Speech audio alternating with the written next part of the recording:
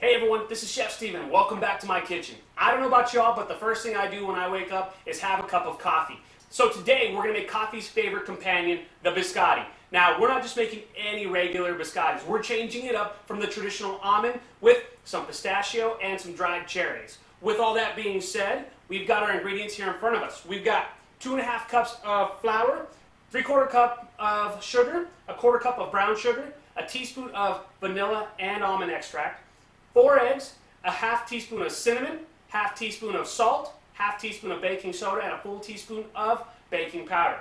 Now, along with that, we've got a cup of dried cherries and a cup of pistachios. Let's get this easy recipe started, shall we?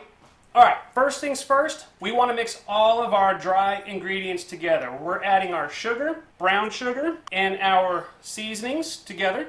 We're going to mix this all up. Then we're going to get our eggs and our extracts and pour those in there. Just mix everything up, and then we're going to mix our wet and dry ingredients together.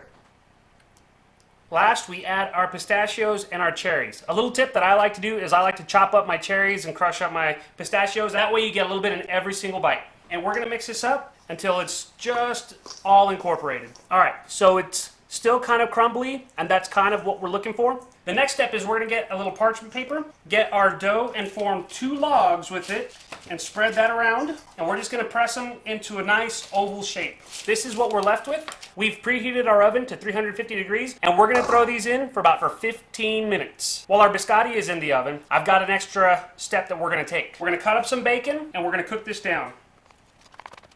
We're going to put that on a low heat and just put our bacon in there. All right, it's been about 20-25 minutes. We let it go just a little bit longer, just so we could set up. We're gonna get a serrated knife, and then we're just gonna slice everything up and put it back in the oven to dry out. So if you look, it's still just slightly underdone. The point of putting it back into the oven is so it can dry out, get some texture. You can make them as thick or as thin as you want. Mine are a little on the thicker side because everything's bigger in Texas, right? All right, now our biscottis are starting to take shape. We're going to throw them in for another 10 minutes to dry all that out, and then we'll go from there. All right, it's been about 10 minutes.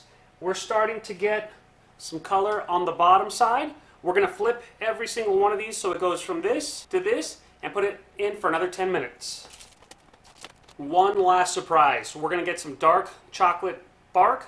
We're going to melt it so that way we can put that in our bacon over our biscottis. All right, now that our chocolate is melted, one of the next steps, we're just going to get some chocolate, and we're just going to brush it all over. When it comes to chocolate, doesn't matter how messy you get, that's part of the fun. And last step, we're going to get our cooked bacon, throw that right on top. And now we're ready to try everything. We put our chocolate, our bacon on everything. We've given these a little time to cool off. Now it is time to try them. I made a little display plate, so we're going to grab from over here. That is great. You wash it down with a little coffee, take another bite. The sweetness, the nice bitter dark chocolate, the bacon, all together. Oh, that's awesome. I cannot wait to wake up and have more coffee tomorrow morning. Anyways, hope you all learned something today. Thank you very much for watching. Make sure that you follow me on social media. Chef Steven Gonzalez on Facebook. Chef Steve Gonz on Instagram. Also, go to chefstevengonzalez.com to get a copy of my cookbook, Get Your Grub On. And we'll catch you next time. Thank you.